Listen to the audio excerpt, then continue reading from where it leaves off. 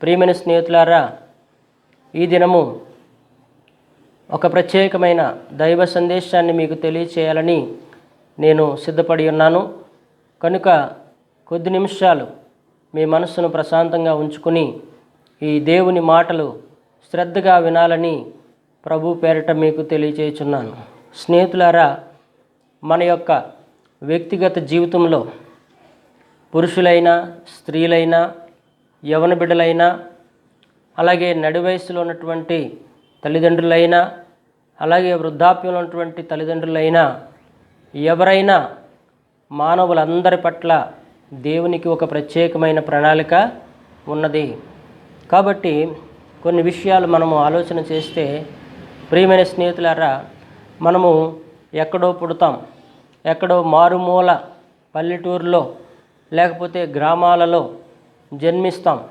తర్వాత ఎక్కడో చదువుకుంటాం, తర్వాత ఎక్కడో వివాహం జరుగుతుంది, ఆ తర్వాత మనం ఎక్కడికో పయనిస్తాం, మనం ఎక్కడికో ప్రయాణం చేస్తాం, తర్వాత ఎక్కడో బిడ్డలు పుడతారు, ఆ తర్వాత మరి మనకు ఎక్కడో ఒక చోట ఉద్యోగం కానీ, లేకపోతే చేతి పని కానీ, లేకపోతే వ్యాపారం కానీ మనం ప్రారంభించినప్పుడు మనమున్న చోట నుండి, మనం పెరిగిన చోట నుండి, మనం చదువుకున్న చోట నుండి, మనం వివాహం చేసుకున్న చోట నుండి, మనకు బిడ్డలు పుట్టిన చోట నుండి మరొక ప్రాంతానికి మనము ప్రయాణమై వెళ్ళిపోతుంటాం.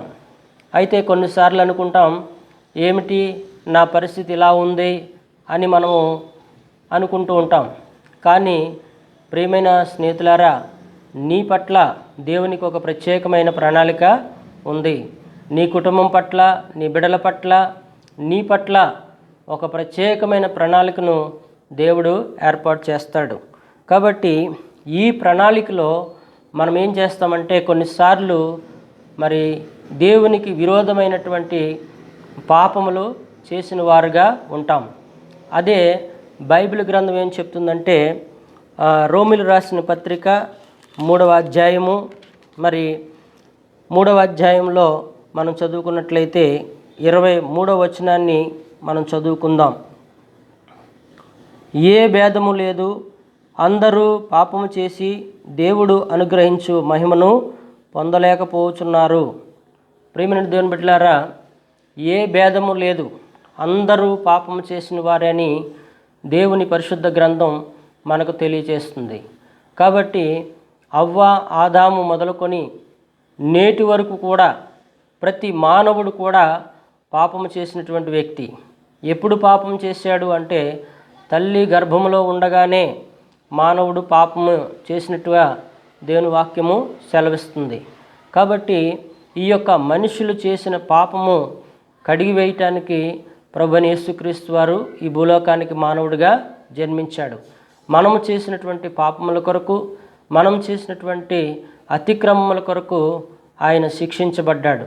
అదే సువార్తను పౌలు గారు ప్రకటిస్తున్నాడు. చూడండి, ఇక్కడ 1వ అధ్యాయము, రోమిలికి రాసిన పత్రిక 1వ అధ్యాయము 1వ వచనాన్ని మనం చదువుకున్నట్లయితే, యేసుక్రీస్తు దాసుడును అపోస్తలులుగా ఉండుటకు పిలువబడినవాడు, దేవుని స్వార్థ నిమిత్తము ప్రత్యేకింపబడినవాడునైన పౌలు రోమాలో ఉన్న దేవుని ప్రియులందరికీ, అనగా పరిశుద్ధులుగా ఉండుటకు పిలువబడిన వారందరికీ శుభమని చెప్పి వ్రాయినది. ప్రియమైనటువంటి దేవుని బిడ్డలారా, ఈ యొక్క పత్రిక రోమాలో ఉన్నటువంటి ప్రజలకు అపోస్తలుడైనటువంటి పౌలు గారు వ్రాస్తున్నాడు.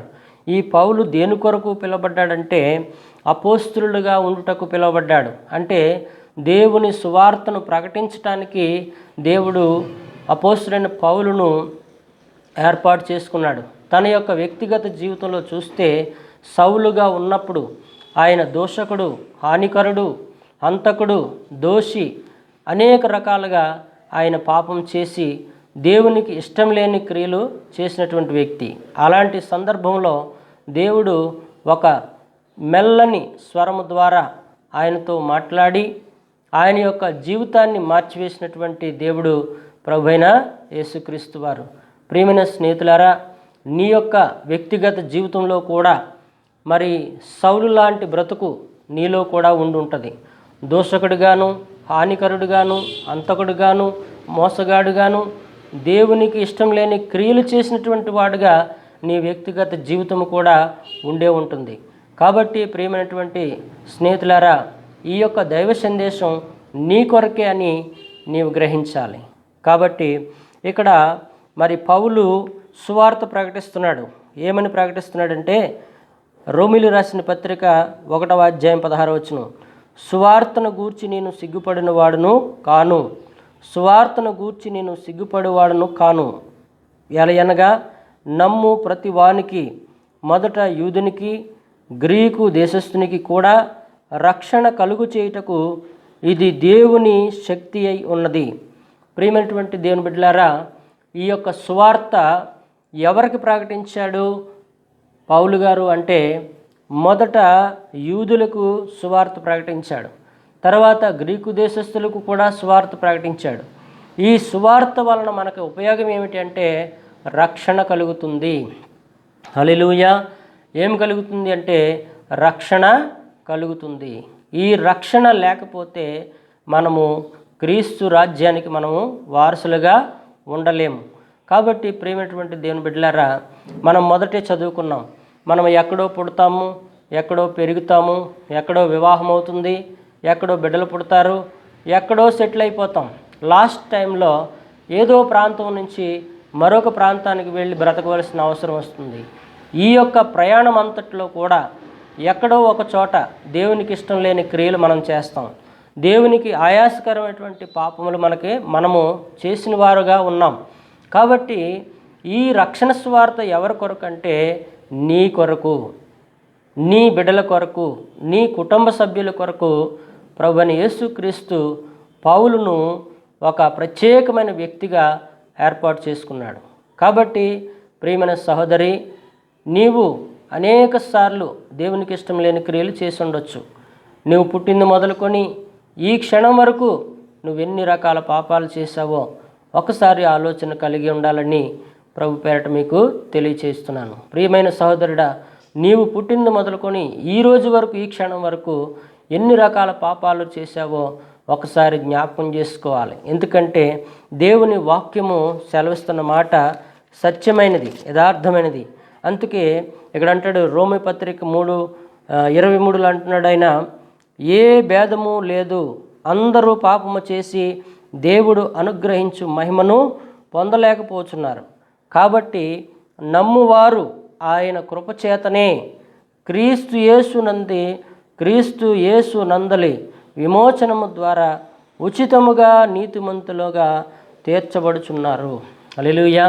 కాబట్టి ప్రియమైన దేవుని బిడ్డలారా, ఈ యొక్క సువార్త, రక్షణ సువార్త దేని కొరకంటే పాపములో ఉన్నటువంటి నిన్ను నీతిమంతులుగా చేయటానికి యేసు ప్రభువారు తన 12 మంది శిష్యులను కూడా ఈ ప్రపంచానికి పంపించాడు. మీరు సర్వలోకానికి వెళ్ళండి, సర్వ సృష్టికి నా సువార్తను ప్రకటించండి.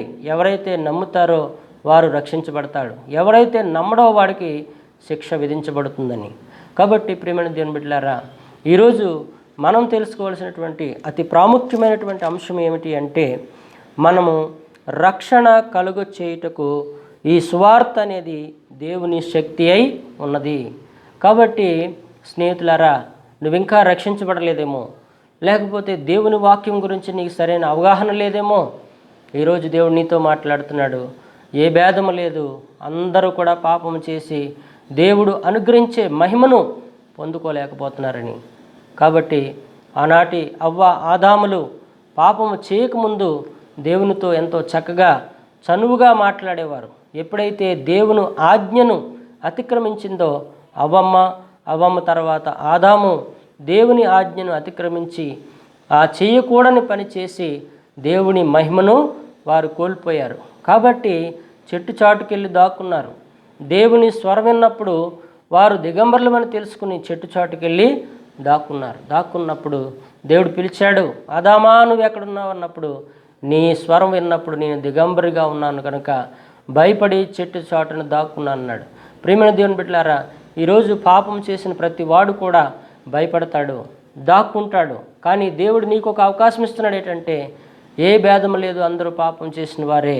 అయినప్పటికీ నా రక్షణ సువార్తను విను. నా మాటలను విన్నట్లయితే నీవు ఉచితముగానే నీతిమంతుడుగా మార్చబడతావని ఈరోజు దేవుని వాక్యం ద్వారా దేవుడు మనతో మాట్లాడుతున్నాడు. హల్లెలూయా. కాబట్టి ప్రియమైన దేవుని బిడ్డలారా, ఎఫెసీయులకు రాసిన పత్రిక 2వ అధ్యాయము 1వ వచనం నుంచి మనం 8వ వచనం వరకు కూడా చదివినట్లయితే అక్కడ మరలా పౌలు గారు అంటారు, మీరు అపరాధముల చేత పాపము చేత చచ్చిన వారై ఉండగా క్రీస్తు మిమ్ములను బ్రతికించెను. హల్లెలూయా. కాబట్టి ప్రియమైనటువంటి దేవుని బిడ్డలారా, అపరాధముల చేత పాపముల చేత చచ్చినటువంటి స్థితిలో మనం ఉన్నామని దేవుని వాక్యము సెలవిస్తుంది. కాబట్టి మనము పాపము చేసి దేవునికి దూరం అయిపోతున్నాం. దేవునికి దూరం అయిపోవడమే కాదు, ప్రేమకు కూడా దూరం అయిపోతున్నాం, సమాధానానికి కూడా దూరం అయిపోతున్నాం, సంతోషానికి కూడా దూరం అయిపోతున్నాం. కనుక ప్రియమైన దేవుని బిడ్డలారా, ఈరోజు ఈ యొక్క మాటలు నీ కొరకే అని ప్రభునామం పేరట మీకు తెలియజేస్తున్నాను. కాబట్టి ప్రియమైన దేవుని బిడ్డలారా, ఒక మాట మనం చదువుకున్నట్లయితే అపోస్తుల కార్యములు 16వ అధ్యాయం మనం చదువుకున్నట్లయితే 31వ వచనాన్ని మనం చదువుకుందాం. 31వ వచనం చదివిన తర్వాత ఆ యొక్క మాటలు మనం జాగ్రత్తగా పరిశీలన చేసినట్లయితే అక్కడ ఒక చెరసాల నాయకుడు, ఒక చెరసాల అధికారి ఆయన చెప్తుంటాడు. ఏమంటాడంటే 31వ వచనం, అందుకు వారు ప్రభువైన యేసునందు విశ్వాసముంచుము, అప్పుడు నీవును నీ ఇంటి వారును రక్షణ పొందుదురని చెప్పెను. ఎవరు చెప్పారు ఈ మాటలంటే అక్కడ పౌలు, శీల. వారు సువార్త ప్రకటిస్తున్నప్పుడు అక్కడ ఉన్నటువంటి ఆ రోమా పట్టణంలో, ఆ ఎఫెసీ పట్టణంలో ఉన్నటువంటి అధికారులు, ఆ ఎఫెసీ పట్టణంలో ఉన్నటువంటి పెద్దలు, మత నాయకులు వారిని కొట్టి చెరసాలలో వేసి వాళ్ళ కాళ్లకు బొండలు వేసి వాళ్ళని చిత్రహింసలు చేసినప్పుడు ఆ పౌలు, శీల రాత్రంతా కూడా దేవునికి ప్రార్థన చేశారట. హల్లెలూయా. ఇక్కడ అపోస్తుల కార్యములు 16వ అధ్యాయము 24వ వచనం చూస్తే, అతడు అట్టి ఆజ్ఞను పొంది వారిని లోపల చెరసాల్లోనికి త్రోసి వారి కాళ్లకు బండ వేసి బిగించెను. అయితే మధ్యరాత్రి వేళ పౌలును శీలయు దేవునికి ప్రార్థించు కీర్తనలు పాడుచుండిరి. ఖైదీలందరూ కూడా వింటున్నారంట. ప్రియమైనటువంటి దేవుని బిడ్డలారా, పౌలు, శీల సువార్త ప్రకటించినప్పుడు అక్కడ ఆ ఎఫెసీ పట్టణంలో ఉన్నటువంటి అధికారులు వారిని కొట్టి బంధించినప్పుడు వాళ్ళు మధ్యరాత్రి వేళ పాటలు పాడుచు దేవునికి ప్రార్థిస్తూ స్తుతించినప్పుడు అక్కడ ఏం జరిగింది అంటే 26వ వచనం, అప్పుడు అకస్మాత్తుగా మహాభూకంపం కలిగెను, చెరసాల పునాదులు అదిరెను, వెంటనే తలుపులన్నీ తెరుచుకొను, అందరి బంధకములు ఊడెను. అంతలో చెరసాల నాయకుడు మేలుకొని చెరసాల తలుపులన్నీ తెరిచి ఉండుట చూచి ఖైదీలు పారిపోయారనుకుని కత్తి దూసి తన్ను తాను చంపుకోబోయెను. ప్రియమైన దేవుని బిడ్డలారా, అక్కడ కాపలా కాసే చెరసాల నాయకుడు ఇక్కడ ఉన్నటువంటి ఖైదీలందరూ కూడా వెళ్ళిపోయారని తన చేతిలో ఉన్నటువంటి కత్తి దూసుకుని చనిపోవాలనుకున్నాడు. కానీ అక్కడ పౌలు, శీలలు అక్కడే ఉన్నారు. అప్పుడు 28వ వచనం, అప్పుడు పౌలు, నీవు ఏ హానియు చేసుకునవద్దు, మేమందరము ఇక్కడే ఉన్నామని బిగ్గరగా చెప్పెను. అతడు దీపము తెమ్మని చెప్పి లోపలికి వచ్చి వణుకుచు పౌలును, శీలను సాగిలపడి వారిని వెలుపలికి తీసుకుని వచ్చి, అయ్యలారా, రక్షణ పొందుటకు నేనేమీ చేయవలను. హల్లెలూయా. కాబట్టి ప్రియమైన దేవుని బిడ్డలారా, వారు పాటలు పాడినప్పుడు మహాభూకంపం కలిగింది. కాబట్టి ఆ చెరసాలలో నుంచి వారు విడుదల పొందుకున్నారు. కనుక ఆ చెరసాల నాయకుడు మనస్సు మారింది. నిజముగా వీరు దేవుని బిడ్డలు, దేవుణ్ణి ఆరాధిస్తున్నప్పుడు దేవుడు వీరి పట్ల అద్భుతం చేశాడని నేను కూడా రక్షణ పొందాలి. ఎందుకంటే వారు ప్రకటించేది రక్షణ సువార్త. అంటే ప్రతి మానవుడు కూడా, ప్రతి మనిషి తన మనస్సును మార్చుకోవాలి, తన ప్రవర్తనను మార్చుకోవాలి, తన క్రియలు మార్చుకోవాలి, ప్రభు అయిన యేసు క్రీస్తును తెలుసుకోవాలి. ఆయన మన యొక్క పాపముల కొరకు ఈ భూలోకానికి మానవుడుగా వచ్చాడని, మన పాపముల కొరకు ఆయన శిక్షించబడ్డాడని, నలగొట్టబడ్డాడని, ఆఖరికి శిలువ మీద తాను మరణించి తిరిగి లేచాడనే సంగతి మీరు తెలుసుకుని మార్పు చెంది చిన్న బిడ్డల వంటి స్వభావం కలవారై ఉండాలి. అప్పుడే మీరు పరలోక రాజ్యానికి వారసులవుతారని ఈ యొక్క సువార్త యొక్క నిర్వచనమై ఉన్నది. కాబట్టి ప్రియమైన దేవుని బిడ్డలారా, ఈరోజు మనము ధ్యానించే అంశం ఏంటి అంటే, నీ మొదటి అడుగులు యేసుతో వెయ్యాలి. నీ మొదటి అడుగులు యేసుతో వెయ్యాలని ప్రభు పేరట మీకు తెలియజేస్తున్నాను. అయితే 3 విషయాలు ఇక్కడ మనకి తెలియజేయబడుతున్నాయి. మొదటిది ఏంటి అంటే, ఆ చెరసాల నాయకుడు అన్నాడు, నేను రక్షించబడాలంటే ఏం చేయాలి అని అడిగినప్పుడు చూడండి, అక్కడ వారు ప్రభు అయిన యేసునందు విశ్వాసముంచుము, అప్పుడు నీవును నీ ఇంటి వారును రక్షణ పొందుదురని చెప్పాను.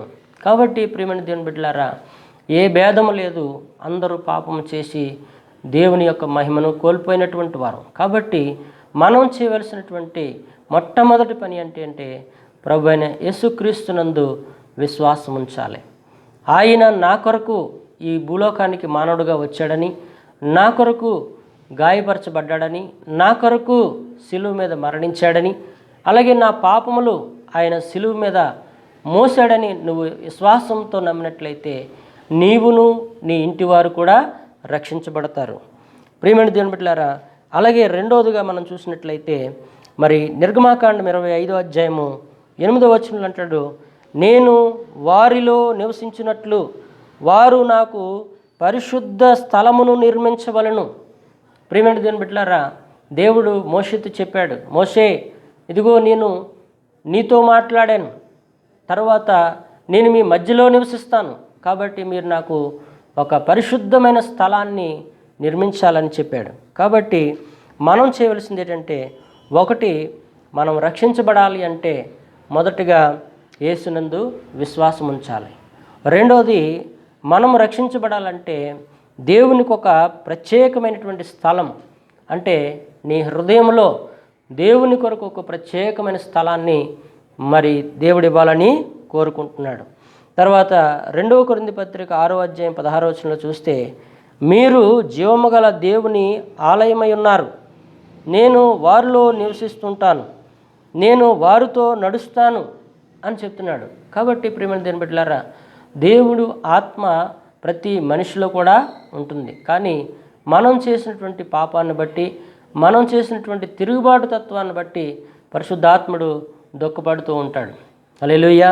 కాబట్టి ప్రియమైన దేవుని బిడ్డలారా, మొదటిది మనం యేసునందు విశ్వాసం ఉంచాలి. అలాగే రెండవది, మనం దేవునికి ఒక ప్రత్యేకమైనటువంటి స్థలం, పరిశుద్ధమైన స్థలము నీ హృదయంలో ఇవ్వాలని దేవుడు కోరుతున్నాడు. మూడవది చూస్తే హెబ్రీ పత్రిక 12వ అధ్యాయం 14వ వచనంలో అందరితో సమాధానమును పరిశుద్ధమును కలిగి ఉండాలంట. హల్లెలూయా. కాబట్టి ప్రియమైన దేవుని బిడ్డలారా, మనం అనేక ప్రాంతాలు తిరిగినప్పటికీ, అనేక చోట్ల మనం మార్పు చెందినప్పటికీ, అనేక చోట్ల మనము ప్రయాణం చేసినప్పటికి కూడా మనము అందరితో సమాధానంగా ఉండాలని దేవుడు ఈరోజు మీతో చెప్తున్నాడు. ఈరోజు ఒకసారి నిన్ను ప్రశ్నించుకో, నీకు నీ భార్యకి సమాధానం ఉందా? నీకు నీ బిడ్డలకి సమాధానం ఉందా?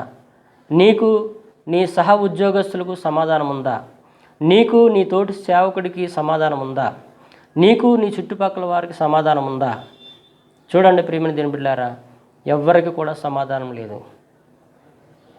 కాబట్టి ఈరోజు దేవుడు అంటున్నాడు, నువ్వు రక్షించబడాలంటే యేసునందు విశ్వాసం ఉంచు. రెండోది, యేసు కొరకు ప్రత్యేకమైన స్థలమును నీ హృదయంలో చోటివ్వు అంటున్నాడు. మూడోది చూస్తే అందరితో కూడా నువ్వు సమాధానముగా ఉండాలి. రోమాపత్రిక 12:18 అంటాడు, మీ మట్టుకైతే మీరు ప్రతి మనిషితోనూ సమాధానముగా ఉండండి. ప్రతి ఒక్కరితో సమాధానంగా ఉండాలి. నీ కుటుంబ సభ్యులతో, నీ బంధువులతో, నీ స్నేహితులతో, నీ ఉద్యోగస్తులతో, నీ చుట్టుపక్కల వారితో, అలాగే తోటి సేవకుడు కూడా సమాధానంగా ఉండాలి. ఈ రోజును చూస్తే సేవకులు ఒకరిని ఒకరు దూషించుకుంటూ, ఒకరిని ఒకరు హేళన చేసుకుంటూ, ఒకరిని ఒకరు కించపరుచుకుంటూ దేవుని నామాన్ని అవమానపరిచేవారుగా తయారైపోతున్నారు. కాబట్టి ప్రియమైనటువంటి సేవకుడా, నీ తోటి సేవకుని నువ్వు గౌరవించడం నేర్చుకో. నీ ఇంటి వారిని, నీ బంధువులను, నీ స్నేహితులను అందరినీ కూడా నువ్వు ఎప్పుడైతే గౌరవిస్తావో అప్పుడు నీకు సమాధానము నెమ్మది కలుగుతుందని ఈ వాక్యాన్ని బట్టి ప్రభుపేట మీకు తెలియజేస్తున్నాను. కాబట్టి ప్రియమైనటువంటి దేని బిడ్డలారా, ఈరోజు దేవుడు మీతో చెప్పే అతి శ్రేష్టమైన మాట ఏంటంటే ఎఫెసీ పత్రిక 2:8 మీరు కృపచేతనే రక్షించబడి ఉన్నారు. ప్రియమైనటువంటి దేని బిడ్డలారా, దేవుని యొక్క మహాకృప ద్వారా మనం రక్షించబడతాం. కానీ మన యొక్క అందాన్ని బట్టో, బలాన్ని బట్టో, బలగాన్ని బట్టో, డబ్బును బట్టో మనం ఇప్పుడు కూడా రక్షింపబడలేమని ప్రభు పేరట మీకు తెలియజేస్తున్నాను. అపోస్తుడైన పౌలు ధర్మశాస్త్రం అంతా ఎరిగిన వాడని ఎంతో గర్వించాడు. ఎంతగానో గర్వించి క్రైస్తవులను చిత్రహింసలు చేసి లోకానుసారమైన ఆలోచనలు కలిగి ఎంత భయంకరమైన వ్యక్తిగా ఉన్నప్పుడు దేవుని స్వరము ఆయనతో మాట్లాడింది. హల్లెలూయా, హల్లెలూయా. కాబట్టి ప్రియమైన దేవుని బిడ్డలారా, ప్రకటన గ్రంథము 21వ అధ్యాయము 3వ వచనంలో ఉంటుంది. అప్పుడు పరలోకం నుండి ఒక గొప్ప స్వరము విన్నాడు, ఇదిగో దేవుని నివాసము మనుషులతో కూడా ఉంది. హల్లెలూయా. కాబట్టి ప్రియమైన దేవుని బిడ్డలారా, దేవుడు నువ్వు వెళ్ళే ప్రతి చోట ఉంటాడు. నీతో నడుస్తాడైనా, నీలో ఉంటాడు. నీకు పరిశుద్ధాత్మ రూపుగా ప్రేరేపణిచ్చి నువ్వు ఏది చేయాలో చేయకూడదో అన్నీ నీకు బోధిస్తూ నడిపిస్తూ ఉంటాడు. కానీ మనమే మన హృదయంలో ఈ లోకంలో ఉన్న చెత్తంతా పెట్టుకుంటాం. దేవునికి ఇవ్వాల్సిన సమయం దేవునికి ఇవ్వం, దేవుని వాక్యాన్ని చదవం, దేవునికి ప్రార్థన చేయం. కనుక ఈరోజు ప్రతి మానవుడు కూడా ప్రేమను కోల్పోతున్నాడు, సంతోషాన్ని కోల్పోతున్నాడు, సమాధానాన్ని కోల్పోతున్నాడు. కాబట్టి మరి ప్రియమైనటువంటి దేని బిడ్డలారా, దేవుడు అంటున్నాడు ఈరోజు నువ్వు నమ్మినట్లయితే, యేసు నా కొరకు వచ్చాడని నువ్వు విశ్వసించినట్లయితే, నీ హృదయంలో నీ ఇంటిలో ఒక ప్రత్యేకమైన పరిశుద్ధ స్థలం దేవునికి ఇచ్చినట్లయితే, నువ్వు అందరితో సమాధానంగా ఉన్నట్లయితే నువ్వు రక్షించబడతావు. నీవే కాదు, నీ ఇంటి వారు కూడా రక్షించబడతారు. ప్రియమైన దేవుని బిడ్డలారా, ఈ వాక్యం నీ కొరకే. ప్రియమైన సహోదరి, ఈ వాక్యం నీ కొరకే. నువ్వు ఇంకా రక్షించబడలేకపోతే కనుక ఈ మాటలు దేవుడు నీతో పలుకుతున్నాడు. ఈరోజే నీ మనసు మార్చుకో, ఆయన సిలువ వైపు చూడు. నీ యొక్క ప్రతి పాపమును కూడా యేసు నామములో ఒప్పుకొని విడిచిపెట్టు. ఆయన పరిశుద్ధ రక్తంతో కడగబడి ఆయన కృపచేత నువ్వు రక్షించబడాలని ఈ మాటలు మీకు తెలియజేస్తున్నాను.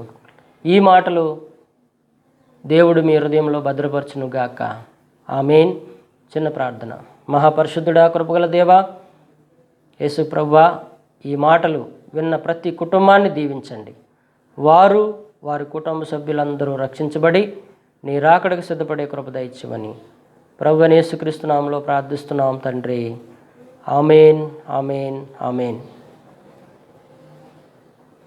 ప్రియమైన స్నేహితులారా, ఈ యొక్క దైవ సందేశం మిమ్మల్ని ఆత్మీయంగా బలపరిచినట్లయితే ఈ యొక్క సందేశాన్ని మీ బంధువులకు, మీ స్నేహితులకు షేర్ చేయండి. మా యొక్క హోరేబు మినిస్ట్రీస్ యూట్యూబ్ ఛానల్ని సబ్స్క్రైబ్ చేయాలి, లైక్ చేయాలని ప్రభు పేరట మీకు తెలియజేస్తున్నాను. ప్రభు అయిన యేసుక్రీస్తు వారి కృపయు సమాధానములు మీకు తోడై నడిపించును గాక. ఆమేన్, ఆమేన్, ఆమేన్.